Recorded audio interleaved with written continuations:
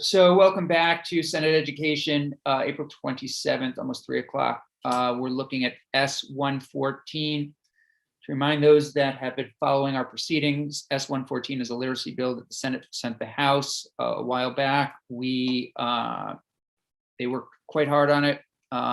Midway through the process, while it was still in their committee, they came to us and updated us on their suggestions, updated us on their suggestions. We expressed some concerns here and there, and they went back and worked to address them. I think we're in a pretty good spot. Personally, I think we've made some progress, but I'm eager to hear, of course, everyone's thoughts on this. There are different routes we can go. Before we take any route, I would say I'd want to touch base with the corner office just to make sure that we have the timing that we would need. I mean, one possibility is to concur. If that's the case, then we concur. We update our colleagues like we concur, it goes to the governor's desk. If not, some of the other steps would take a little bit more time and just want to make sure that we allocate that time. So Jim, if you would start by just, I don't know if you're able to do this, but give us a big picture if you can. You've been in the thick of this. It's your masterpiece in terms of writing. Can you tell us a little bit about where you think we're at this moment? Yeah, I think you're closely aligned in many respects with where the House is. I think we have differences, are mainly around the grant program that you had in your bill, versus which is focused, tailored to professional development of teachers. Versus their view of having a broader scope for those funds. That's the main difference, I think, between these two bills, if you will. Yeah. The appropriations is about the same. Many provisions are identical as we walk through it, but the differences are mainly around how that funding is structured, if you will, and used for. And just to remind the committee members, we're talking about the $3 million, how that is structured. Yeah. I think for this one, it might be good to bring up on screen because otherwise you might lose, it's easy to lose your spot. Okay, fair enough. Okay. So if you don't mind, I'll just bring that up and try to make sense of it for you. Okay. Thank you. Okay.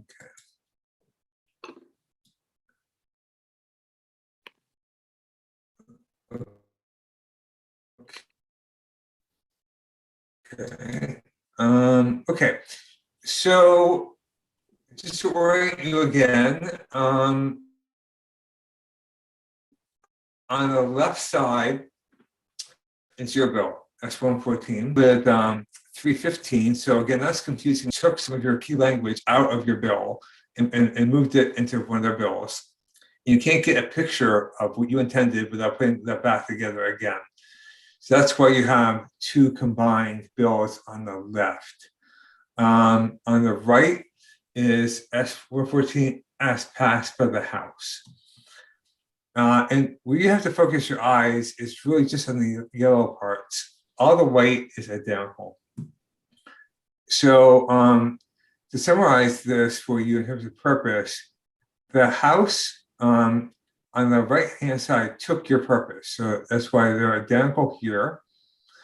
But the House added a subsection B and a subsection C that were not in your S-114.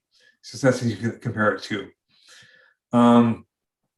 So to go through the purpose again, the purpose A, like yours, was to improve literacy and recognize that it's a multi-year, multi-dimensional effort. Okay. Jim, I'm wondering if it helps. And the Jim, the hear me? Yeah. So you're breaking up again. I wonder if it's better, especially when it's on screen, if you're not on screen. I don't know if that makes a difference ever. I know it has with some people, that you Okay. yourself, you might, we might just, Let me just take my oh, no, picture. I wasn't thinking that. I was just thinking you yourself, go off screen. Yeah, Yeah.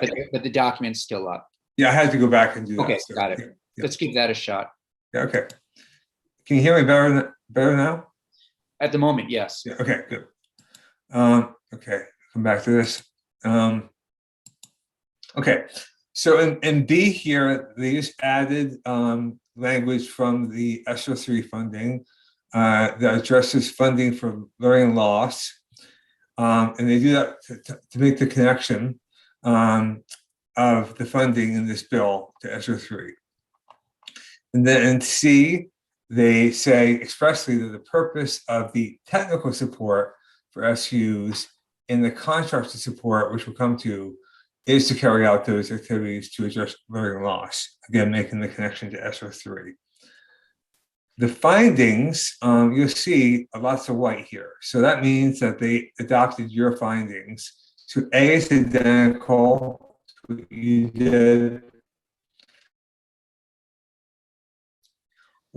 So Jim, we're losing One is identical. Jim, we're losing you again. So that wasn't 2 identical, 3 identical, and then B. Jim. Oh, boy. Yeah. So we continue to you continue to be in and out. Yeah, I'm here. Isn't great. So I'm wondering if there's maybe, I don't know if you have a mic issue or something like that, or I think I've got a bandwidth issue. okay. All right. Well, let's keep going. Yeah, very poor bandwidth here in Brandon. So I was trying to express here is that the findings are identical until you get down to on D here. So D has a finding that you did not have, which is that the General Assembly recognizes that improving literacy outcomes is a significant challenge for school systems and their constituencies, and they will require time and assistance. So the only difference there in findings is their addition of that language. Can you still hear me? Yes. Yeah, good. Okay. You have on the left side, section 3. They have no comparable section to compare to. So your section 3, again, amended statute 2903. And their version has the newly formed council recommend how to amend that section. So that's why they don't do it in their version. So there's a big difference in terms of section 3 is not in their version. Okay. The next area of difference, this is probably the biggest area of difference, is use of federal funds, how you're using it versus how they're using it. On the left side is your language, which again was using $3 million for professional training development for teachers and methods of teaching literacy. And there were various factors for the agency to take into account and determining who gets that funding. That's your language. Their language, I'm going to read through with you. It is different. So it says, in recognition that literacy proficiency is a foundational learning skill, the technical support provided in this section is designed to assist SUs improve literacy outcomes as part of the implementation of Act 173. That says the Agency of Education shall use the funding under Section 4B of this Act. And 4B is the funding of $3 million. They'll use $3 million to provide professional development learning modules for teachers and methods of teaching literacy in the 5 key areas of literacy instruction as identified by the National Reading Panel, which are phonics, phonemic awareness, vocabulary fluency, and reading comprehension. So this is a shall, and it's a shall in the context of using it for professional development. So they're trying to mirror more or less what you did, but with some different language, talking about learning modules, and identifying these 5 areas.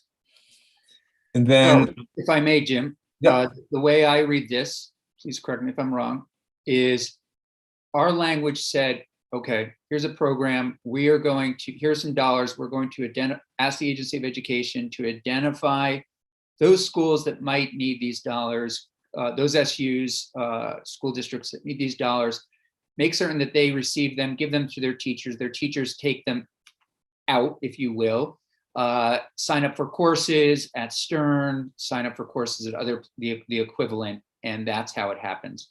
They're saying these dollars would be creating learning modules, and according to the Secretary of Education, having spoken to him, and we can always have him back in, this also would be dollars that they would be using, they would be giving these out to groups, organizations like Stern and others to create these modules that would more go into the classrooms, go into the schools, go in to create, not only train individual teachers, but start to set up systems. And, I think one of the things I've struggled with all the way along with this is, you train teachers, teachers leave. And even with this, I don't think we're guaranteeing that, again, there might not be bumps in the road. Ideally, we'll work to keep principals and teachers and schools as stable as we possibly can. But I don't mind this approach. I mean, I think this is pretty solid in that, again, they're just taking it as a different kind of training, if you will. Instead of teachers, again, taking those dollars going out, these modules would be set up in schools. They could be done online. They could be done in other ways. In talking with Secretary French, they again would do RFPs, and you could train a lot of different teachers that way. So that was sort of a little bit of my takeaway. Senator Perschlick.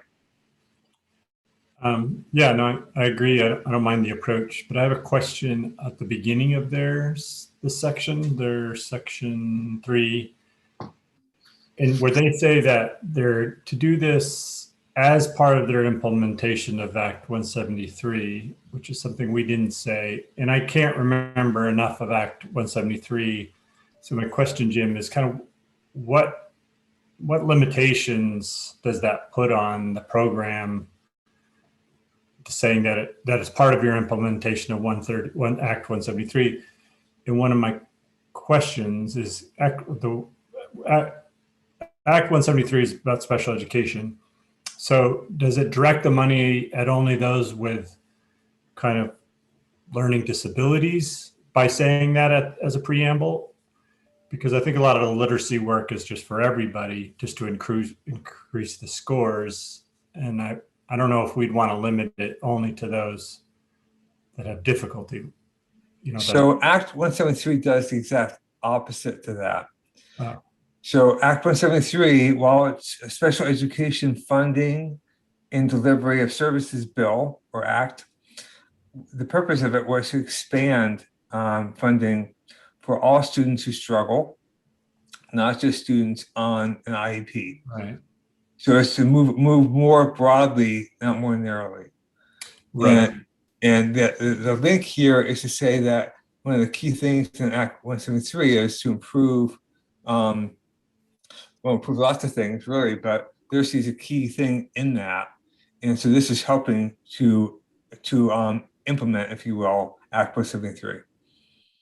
Okay, and I guess if they're not struggling, then they're meeting the literacy goals, and the test scores would be higher, and so they wouldn't necessarily need support. So, okay, seems like it doesn't really restrict it. No, I think it's the opposite. Right. Okay. Thank you. So we talked about.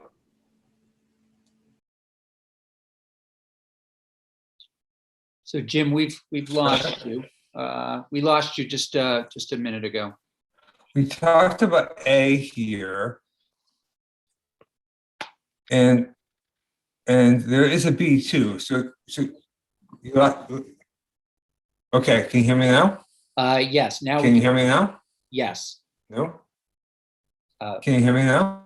yes, I'm so sorry. It's a bandwidth issue. it's okay.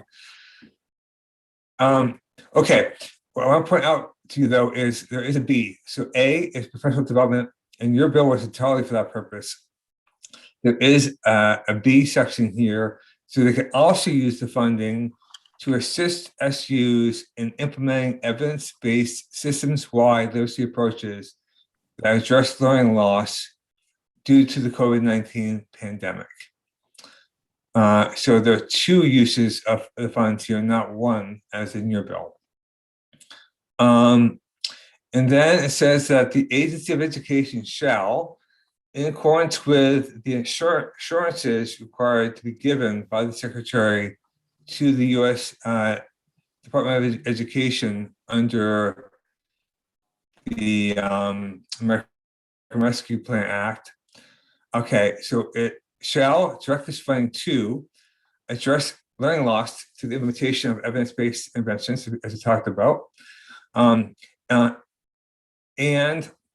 address the disproportionate impact of COVID-19 on student groups most impacted by the pandemic, and for whom the pandemic exacerbated pre-existing inequities, and school districts that need additional support as evidenced by the needs-based assessment priorities in their COVID-19 recovery plans. What this is doing is tying again the use of funding to ESSER 3 and making sure there's a strong tie between those two things. And then C says that the Agency of Education shall use the funding in section 4A, which we'll come to.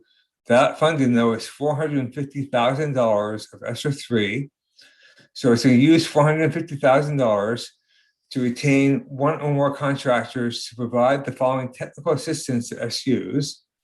So first, to recommend how federal funds can be used to implement Act 173 in the context of improving literacy outcomes. Recommend evidence-based practices in teaching literacy instruction to students in pre-K through grade 3. Recommend how to provide professional development for teachers and school leaders and methods of teaching literacy, and recommend policies, procedures, and other methods to ensure that improvements in literacy outcomes are sustained. So let me pause there because then we get into the next section, which is around appropriations. So if I may, so that part I'm really enthusiastic about personally. I think what they've done here is interesting and important. They've taken dollars, not unlike what we all did. You may recall in H315, we were a part of making certain that schools, business managers get dollars to help them understand how to manage and work with some of these funds that are coming from the federal government. I see that this step somewhat similar. Here's $450,000 to hire a team of people, contract with a bunch of people that would go out and help our schools that have these dollars coming to them.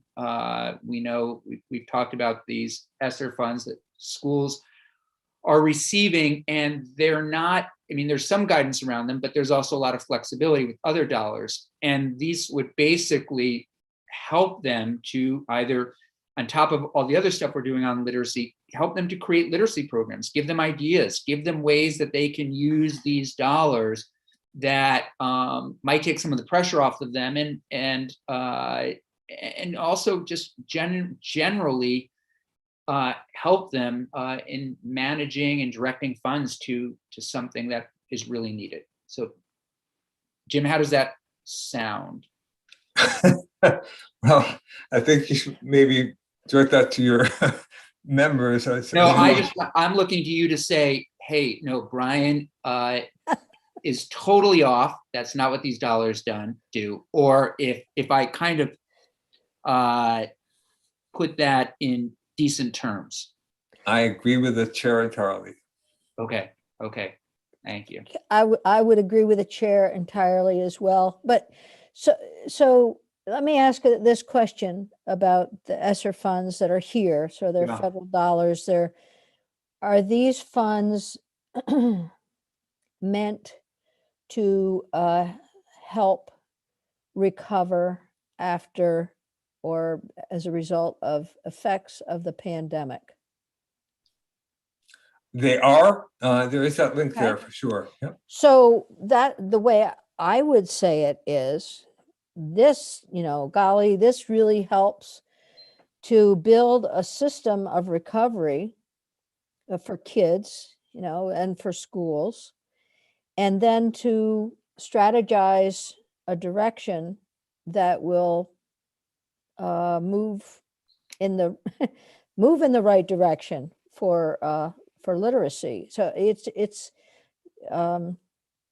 so we're closing the gap and then establishing a strategy or a plan for moving forward. Mhm. I sort of heard you say that. I think that. No, I thought like that. I think closing the gap and, yeah, no, I think what you said is definitely makes sense. Well, I was just thinking to justification for the use of dollars as a result of the effects of the pandemic. Mhm, Children have certainly fallen behind.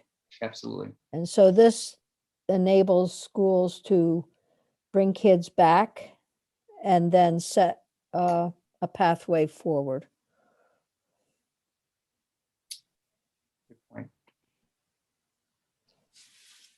Okay, Okay. Yeah. Can you still hear me? yes. Good, super. Okay, so we're down on the appropriations part. So in your bill is what in 315 here, for your help with the training program. If you look on the right-hand side, you'll see an A, there's an appropriation of 450,000 over 3 years. In fiscal 22 to be used over 3 years for hiring the contractor or contractors to help with their program, the program. And that it says as well that the agency may shift the use of this funding from the contractor or contractors to a limited service position that will expire at the end of fiscal year 24. And that position would coordinate statewide literacy efforts. There's an option there to move to a position as well. And then B appropriates $3,060,000 from ESSER 3 for the purposes of the program, and the $60,000 is to cover AOE's expenses. Jim or Chair? Yeah, please go ahead, Senator. So any questions on that before I move on? Yeah, Senator Perchlik has a question. So in their appropriation, they have money for contractors, and in our bill, we had both the statewide literacy coordinator and in our section 16B, we talked about a limited service position to help. Well, you had in your original S14 as passed out of your committee, you had a permanent statewide literacy coordinator. Yeah. And Senate Appropriations moved it to a limited service position, as you can see here on the page on the left-hand side. They like demoted it to a manager instead of a coordinator, basically. Was that they just didn't like the title, or they were trying to save money, or what was the deal? I can possibly weigh in here. The way Senator Kitchell described it to me one Sunday morning was, think about it as a temp position that you want somebody to transition eventually into a full-time position. Give them 3 years of these dollars and then transition hopefully into a full-time coordinator position. I don't know if that helps. Yeah, I mean, but it could be a limited service position that is the statewide literacy coordinator, right? They could call it, but they're just education program manager probably is an official title within the state employee, term already established titles. Maybe that's why they wanted to give it a manager position. Could be, I can check on that. Because we have listed in our bill where we, mention the statewide literacy coordinator as like a member of the council. So we'd have That's to right. change that to education programs manager unless we went with the House's proposal. Okay, that was one thing, just getting those positions cleared up. So they're saying the agency could hire somebody or they could hire a contractor, but basically it's up to them with this 450,000. Correct. Yep. And then you haven't got there yet, but there's on the top of page 9, at the end of their highlighted section of the House bill, it says the Agency of Education may set aside not more than 2%. I just don't remember seeing set aside as like an appropriation. Does that mean they can spend it, or they just can set it aside? It just seems different than the way I've seen it. So I don't know if it means anything. And then 2% is $9,000. So 2%. they're going to do $9,000, but it seems like a small amount. Well, the 2% is off of the 3 million, right? $60. So it's $60,000 basically. That's why you have this odd figure of 3,060,000. 60,000 is to cover AOE's expenses. So the set aside here is for their use. Okay, so it's of the subsection B appropriation, not the contractor, even though it says it's for the cover the costs of the contractor, which is subsection A. It's retaining and overseeing the work of the contractor. Right, but it's the 2% of the appropriation in B, which makes Correct. sense. Yep. Okay, I get it. Thank you. Sorry. No problem. Okay, then we come to the Advisory Council on Literacy, which is much more similar to each other. So on the left side is yours, and you have 18 members. They've got 16 members. You had the statewide literacy coordinator. They have the Secretary of Education or designee, again, because that position doesn't exist in their bill, their version of it. Then you have the members with 2-year terms. You've got 10, they've got 8. So you've got, you both have the member from the Vermont Curriculum Association. You've got 4 teachers, they've got three teachers. And then you have 2 family members, guardians, etc., of students who struggle or have struggled. They've got 3 community members, which will include 1 high school student. You've got separately in D 2 high school students. And then you've got a person from Vermont Legal Aid. You've got a person with expertise with students with dyslexia. So those are the differences in membership. Okay. Okay. I'm looking for questions at this point. Okay. Senator Perslow. I do have a question. Yeah. In general, when we set up these boards, committees, task forces, how is there a set way that they would make decisions? Because we give them these tasks.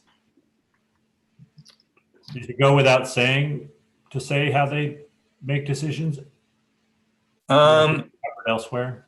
Yeah, well, it's just that's part of our standard language. Let's go down to that then. Okay, sure. So the majority. It doesn't say what the vote is, but the vote will be a majority of the members who are in the quorum.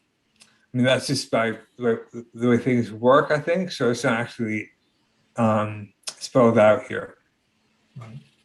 They could. Is that what you mean, Senator Perslick, or are you looking for more like detail, like something else?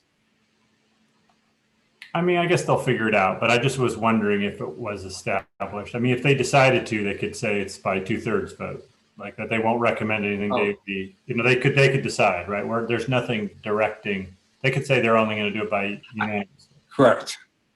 Okay. Okay. In fact, there's nothing here that directs them, but I think most of them, probably almost all of them, work on majority vote. Okay. But to Senator Perslick's point, could they say, no, we're going to work from, we're going to require that this committee has a 2/3 vote in order to advance a recommendation or something? Maybe. I mean, we can certainly put language in that says. No, I'm not, I'm just wondering, back to Senator Perchlik's point, how do sometimes these committees sort of figure things out? But, I don't know, it's something I can just take offline, but it is an interesting point. Who's the chair? Who's chairing this? I've lost it. Well, you have Yeah, different yeah. versions. So on your version, it would be the statewide literacy coordinator, but there isn't one on the House side. So they have the Secretary of Education. So they Uh-oh. choose a chair from at the first meeting by vote. So we lost the first part We'll of go on it. to that language. Oh, So sorry. that's okay. So you said ours, of course, was the literacy coordinator. Theirs is the secretary of, No, sorry. Theirs is the members select a chair at the first Okay. meeting. So a lot of it would depend upon that, who's chair, and then a lot of these organizations decide to do consensus reporting and consensus decision making. Now, some of them do majority, just go along and say majority vote. I would hate to have an organization, a group like this, working hard and then coming up with minority positions on things, especially related to literacy. So just Mhm. wondering if there's some direction that we could give. Whew. I think it's a good question. Yeah, Chair, Yeah, please. it came up in the task force that I'm on where we're all getting along, but then when we came to a question, it was like, oh, how are we? What do we do now? Like we hadn't talked about it at the beginning. Look at the statute, it didn't say. So we're like, well, I guess it's just a majority vote and the other people will do a minority thing. I was just thinking it might be helpful not to say what it is, or that we could do that, but we could also say they shall determine at their first meeting how they're going to make decisions, so that they do it ahead of time before they find out there's strong disagreements or something. Or we could ask them to try to reach consensus, and without consensus, majority vote, or we could, let's let them do it. I don't want to tell Senator them. Perchlik, your committee with, when there is disagreement, is there a minority report being put out usually, or is that not? I'm just trying to. Well, we might be headed that way, where we have Okay. one more meeting to kind of try to figure out our differences of what the report is going to say. Mhm. Some people disagreed with the draft report and said, I don't want it to say that. So now we hadn't really thought of what to do with strong disagreements. So we're going to either take a vote and put it out, or say it's not a consensus and here's what the report says, but here's what the minority felt like it should say. We still have to figure it out. Yeah, and so, Jim, would you just to work this out a little bit more? So our literacy task force remind us all what exactly it is doing. It's an ongoing group. Yeah, it's a permanent. Well, yeah. So their version will. The point is, and this is really interesting and important, because I think Senator Perchlik's, they're doing a report, a one-time perhaps report. I'm not sure. Yeah. And this is ongoing, and they're ongoing giving recommendations.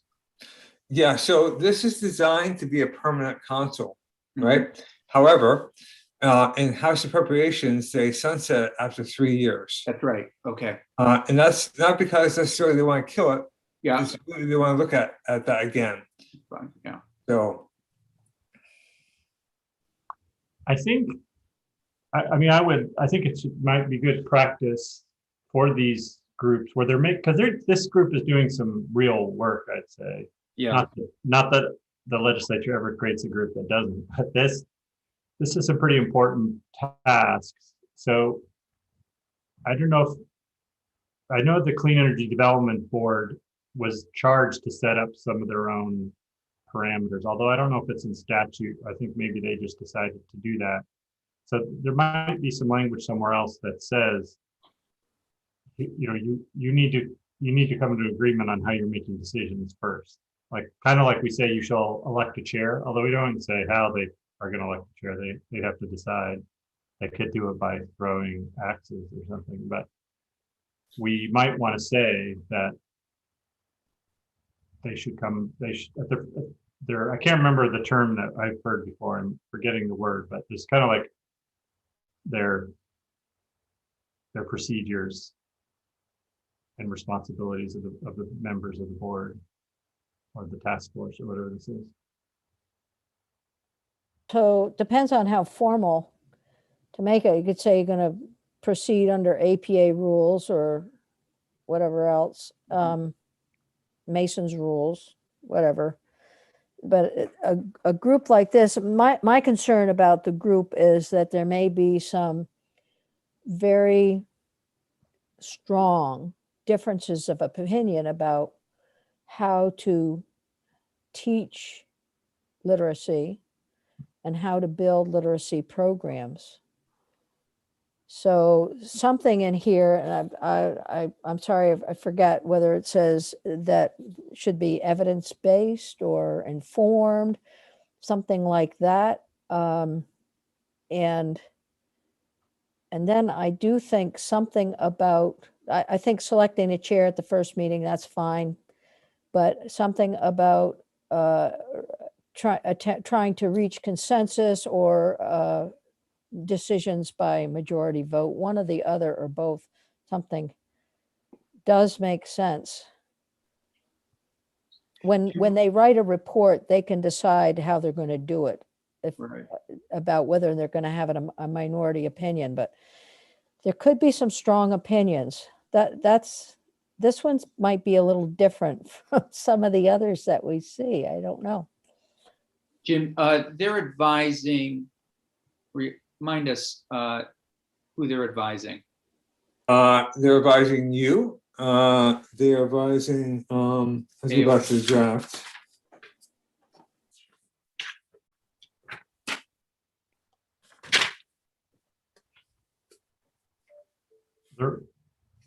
They're writing a plan. They're rewriting that section of statute that deals with literacy. So they're advising the Agency of Education, State Board of Education, and General Assembly.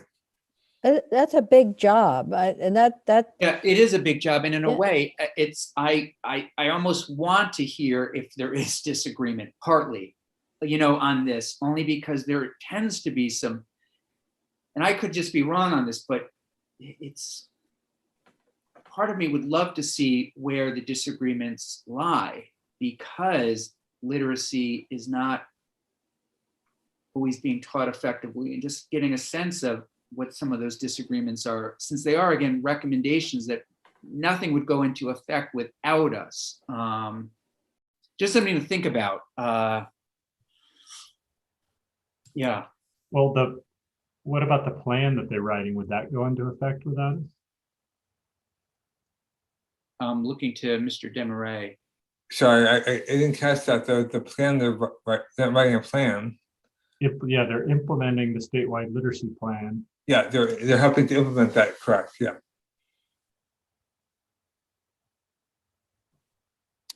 So is the literacy plan in section 2903, is that based on, is that evidence-based, evidence-informed? What is the language for that? Well, it's under current statute now.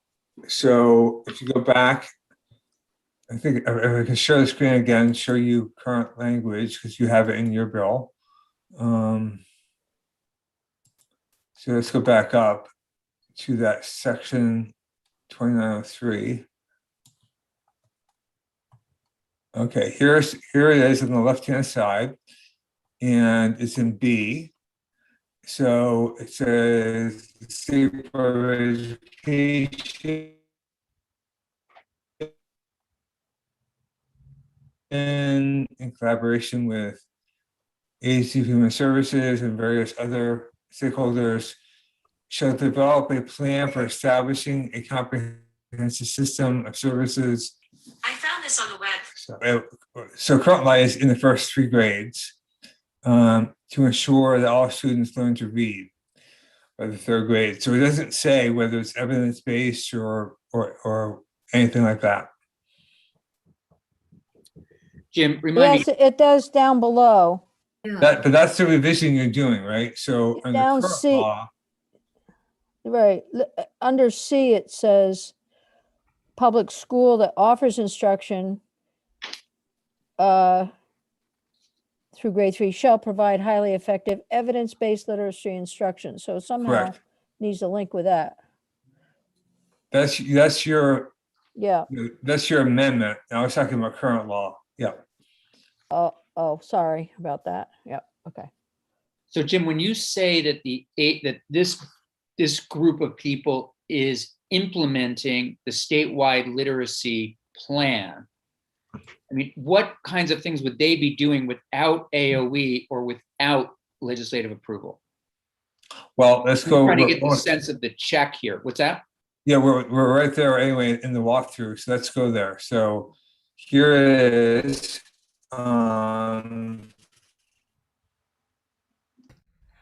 So on the right-hand side, the House version, they would advise the Agency of Education on why literacy plan and whether, based on its implementation, changes should be made to the plan. The reason why that language is drafted that way, because your language is drafted differently. You say how to update that plan. So, but based on testimony in the House, the plan was just updated recently this year, like in the last few months. So it doesn't need to be updated again, according to the House at least. And therefore, the council would help advise the agency on its implementation. And if there are changes required based on its implementation, we advise what those changes should be. So again, just for clarification, it's not as though this, so again, the council shall advise AOE, the State Board of Education, and the General Assembly on how to improve proficiency outcomes in literacy for students pre-K through 12 and how these sustain those outcomes, and shall, so that they're advising the agency on how to do these things. I just want to make sure there's this check. I mean, I'm okay with sometimes minority reports as long as they're going to AOE and the legislature to make sure everybody is on board before they go forward, if that makes sense. And I'm looking to you, Jim, to say, yeah, these things are going to be going to AOE, they're going to be coming back to you. None of these things are being done on their own. Yeah, well, the process. Jim, why don't, we're having some problems. Powers and duties are to advise. To right? advise, okay. And to recommend. Yeah. Okay. Okay. Let's keep going and Okay. So my change on 2 here, just you've got a reference to the statewide literacy coordinator. They don't have one, so they have a more generic approach. And then going down to they have another power, number 4 here, which is recommend best practices for tier 1, 2, and 3 literacy instruction within the multi-tier system of supports. So that's new. You don't have that one. But the rest you all have, all the way is the same. yeah.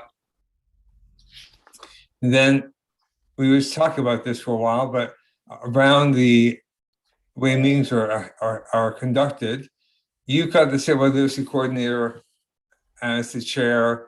They've got the chair being selected among its members. There's nothing here about how you make a decision, so that could be added on either side. And then that does it for the advisory council. There's the appropriation for it, which is next. They've got 24,000 coming from ESSER 3 in fiscal 2022 to cover 3 years worth of per diem and reimbursement. You've got 10,000 for 1 year coming from the general fund. They repeal Section 7, the advisory council, in 3 years. You don't. And then the implementation of the council is very technical around how you create staggered terms. So this is just language around staggered terms, and it's different because you have different membership. Then, and you've got the requirement section, and again, that was just updated recently, so they don't have that section. Then the teacher prep programs are the same language. The reports are basically the same language. They've worded it differently, but in each case, there are three reports coming back from the agency in 21, 22, and 23 on progress to achieving the purpose of the act. So very similar in concept, but kind of worded differently. And then they add, section 11 is, they add another report from the Census-Based Funding Advisory Group. That report is in 2023. That's really the only change. And the effective date is the same on passage. Okay, Senator Lyons. Okay, so I'd like to jump back to the Agency of Education. Where for the copy I have on my iPad, it's pages 12 and 13. And as you scroll through number 3 is develop a plan. So for collecting literacy related data, that one's fine, because then you can collect the data. You're not developing the plan. Then, but number 4 on page 13 is recommend best practices. That's the tier 1, 2, and 3. So that's a recommendation of best practices. It's not simply a collection of data about tiers 1, 2, and 3 best practices. So I'm just wondering if that's different from, that's actually doing something that would be a part of the plan. So it's different from providing information that would inform the plan. Yeah. But 4 isn't the plan, right? 4 is Recommend best practice.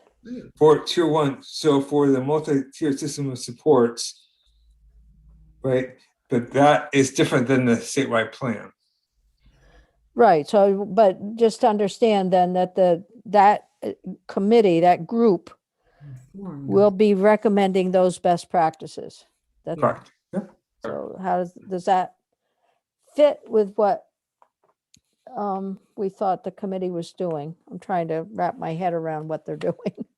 Jim, will you remind senators tiers 1, 2, and 3, the kinds of things that they'll be working on? But tier 1 is the general classroom environment. And then as we move to tier 2 and 3, it's where kids need further support. Students need more support, either maybe academically or for behavioral reasons. So you have this. That adds Senator Lyons' question here, and I think it's raising a good one. So when they're recommending again to whom? That's something we just want to keep in mind through all of this. It's going to always be back to the Agency of Education, State Board, and to you. Okay. Okay, I'm good. Okay, thank you. So I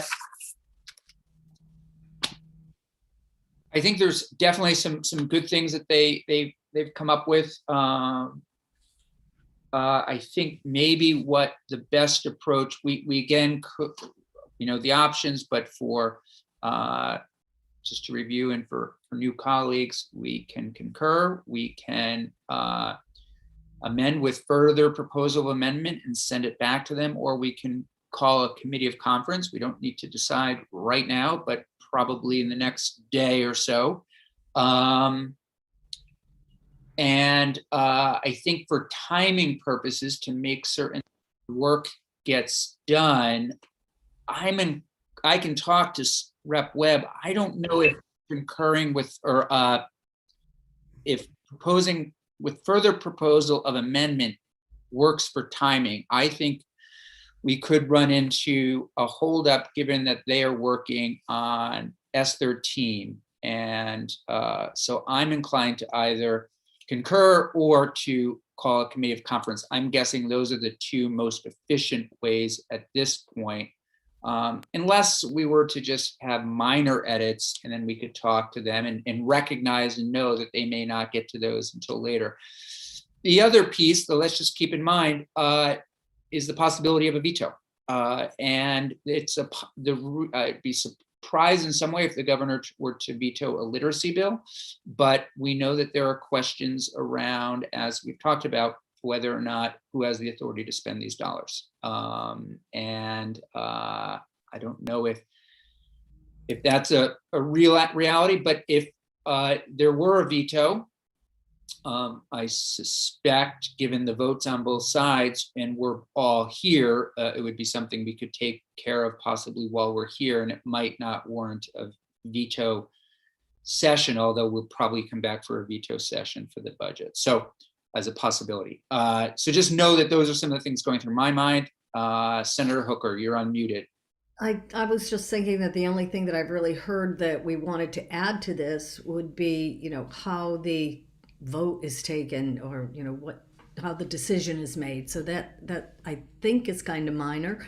How do we affect that without a committee of conference? Sure, and that I can certainly, and again, I want people to have this overnight to review it and take the time that it needs to review and see and get additional thoughts. People might want to hear from other people.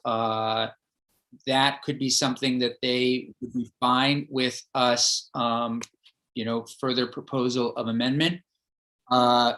I just worry that if it were to go over there, it could just hang around. So I'd want to talk to Rep. Webb and make sure that we're all on the same page, that we would get this back in enough time to wrap it up, as well as to be around. If, for example, the budget were to go smooth as silk, everybody's in agreement, the governor signs it, and some other bills get vetoed, I can't imagine we're going to be coming back to deal with a veto override.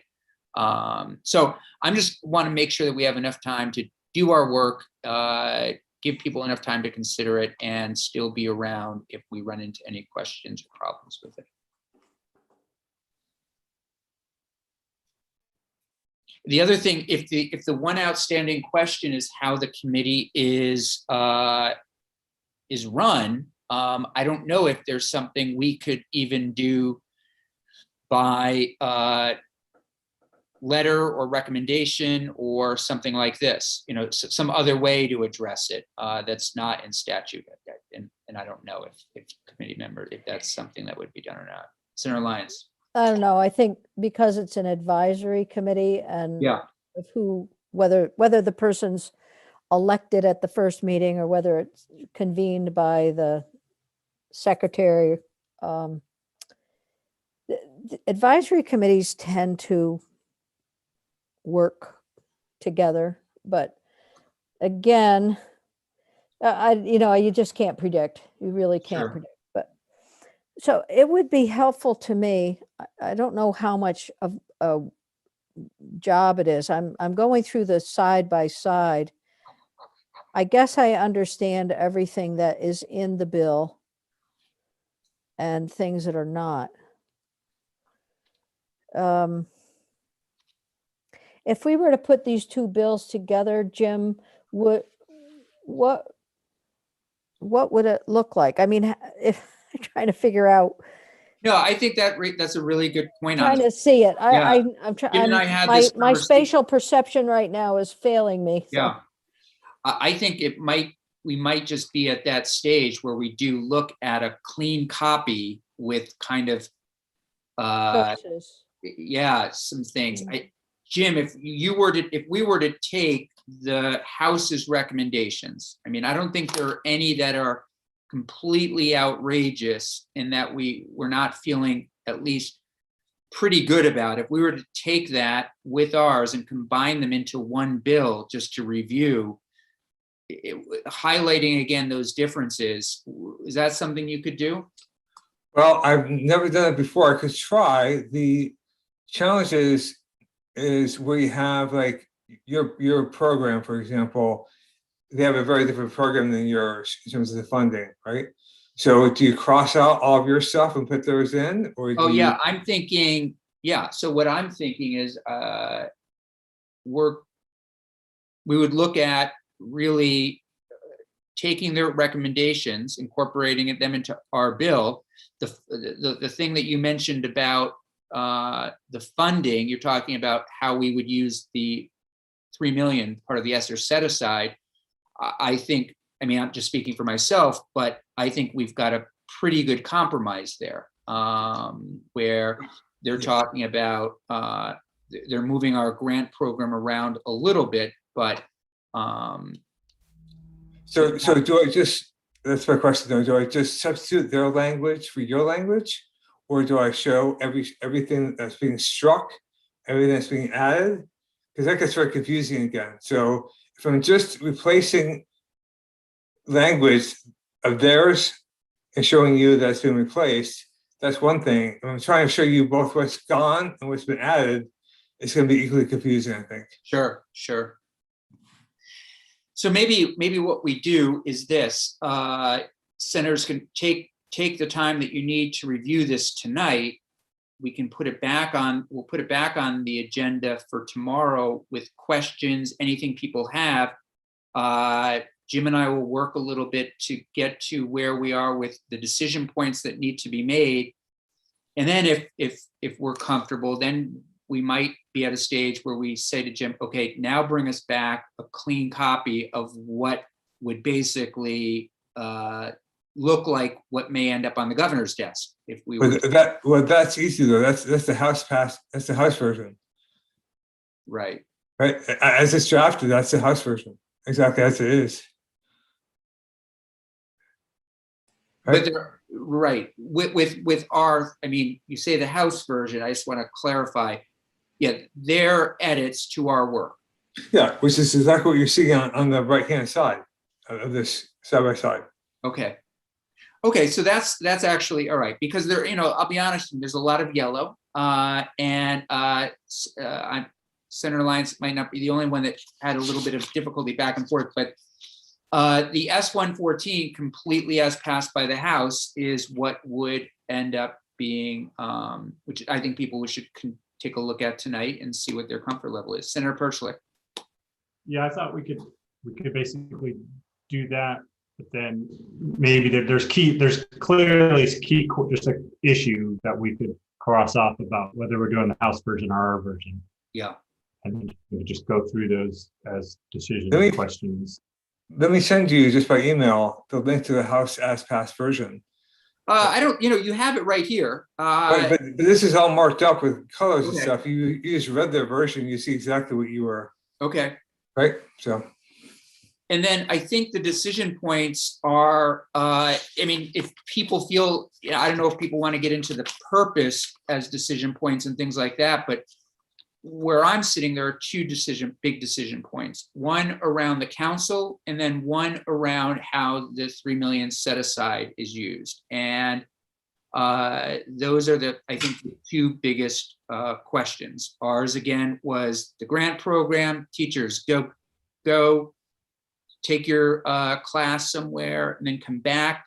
Theirs is, setting up these modules. Again, maybe Stern does it or others that allow more teachers to participate. I don't really think it's actually that different in a lot of ways. And then the other big piece would be how the council is managed. So maybe those are the two areas that everybody could take a look at carefully this evening, and we could come back tomorrow to see what committee members would like to do. How does that feel? Andy, you're still unmuted. So if you want to weigh in. No, that's fine. That sounds Okay. good. Anybody else? How does that feel? I mean, are there other big decision points? Jim, can you think of any other big decision points, having taken us through it and having heard some of the questions? No, I don't think so. I'd say the other big thing is that we changed the wording of that section 2903, and their version says that the council will decide what changes to make. That's a difference between the two bills. That's pretty substantial, I'd say. That's our section 3 on page 4. We went through and made changes to 16 VSA 2903, but in their version, they say the council's going to do that. The advisory council, which I'm fine with. Right. Yeah.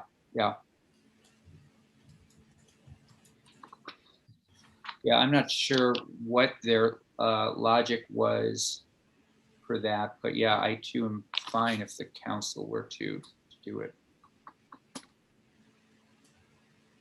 Okay, Senator Hooker, does that sound okay to you? Terenzini, Chittenden, those are the two points. Just to the point about, how to spend the money. We heard frequently that this should be an ongoing training, if you will. And I can see where the House version would make it more of an ongoing training. I'm inclined to agree. I would yes. be fine with the House language on that particular issue. Yeah, just to show my cards, I am as well. I do like that, and I like how they've taken the 450,000 and also directing a group of people to go into schools to help them also get ready to use their ESSER funds towards literacy. The only thing I wish I could figure out a way to do is how do we look back and measure and say, hey, we've got some success here. I mean, I think there are a few ways, certainly through test scores, and also I think making certain that in 3 years, all of these kinds of things are still happening and are working. It's a challenge, but it's important work.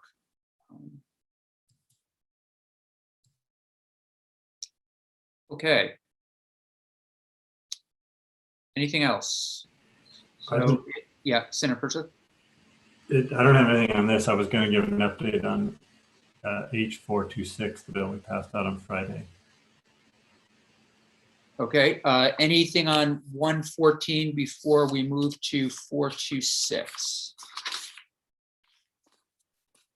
Okay, so I think the big sticking point then might be this advisory council. If people want to take a look, weigh in, let me know what you think.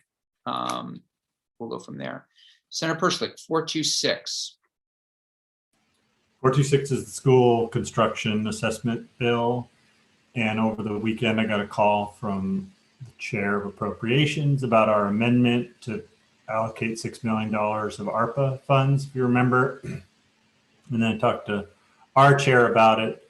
And I just went over there to appropriations to talk to the committee about it. And basically, they have expressed their interest to do the program, but do it later. Basically, with all the different ARPA funds and the funds for the schools and doing the assessments and the ventilation work that Efficiency Vermont's doing, they would much rather, they support the program, but they basically asked if we could amend our bill to basically set up the program to start when we come back in January. Could be part of the Budget Adjustment Act. Senator Kitchell was talking about $113 million that's available for capital improvements. I wasn't sure what she was talking about, but she said there was other funds out there that could be used for this, and that the ARPA funds are the most flexible. So if there's other funds to use, we should use those instead. And if we would be amendable to altering the language to still getting their support, but we would, the only downside would we'd lose, the next heating season, but we weren't sure how fast we could get up everything going anyway. So it seemed like a good move for us to, keep in good graces with the Appropriations Committee support for the program, but agree with them on changing when it would start. So I was going to work with Wasserman, who's in there now, working with them on what kind of Inefficiency Vermont and Agency of Education on how we word that, how we keep the wording about this is a good program and we want it to start, but we're not giving it any money. And hope that we get the money next year. Yeah, and just to confirm, Senator Baruth texted, I think while you were gone in approach, just confirming that the other money is there, correct? The ESSER. All the ESSER funds. That's right. It's all ESSER. Okay. Okay. Questions for Senator Perslick? Senator Lyons. So it sounds like it's actually a must do. I mean, if we don't do it, appropriations certainly can do it, and it's probably better for us to go ahead. Are there any hitches to this, with respect to the agency or others that would get in the way of it happening in January? Yeah. We don't know. Yeah, I don't know. I mean, But the bill will go forward regardless. It would just be the date change, and then the money would be expected in January. So yeah. those things happen. Yeah, so I'm hoping to bring language tomorrow that the whole committee can look at, and then we could give that to appropriations, and they would just swap it out.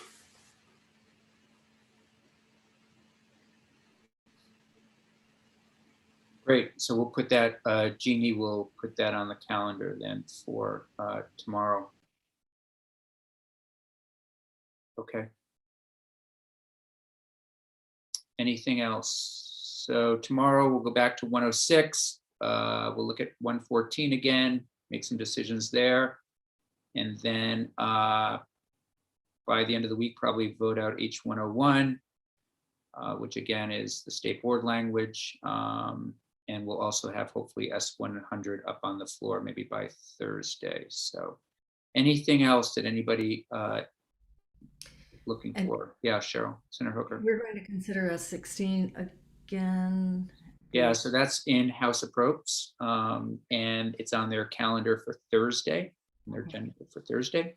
So when S16 and S115 come back, we are going to have a bit of a load of work. I don't know if there are going to be big changes to S16, but I think they did add 3 additional bills for all intents and purposes to miscellaneous ed. So that's why it'd be good to clear up 106 and 114 by the end of the week so that we can dedicate the rest of next week to those.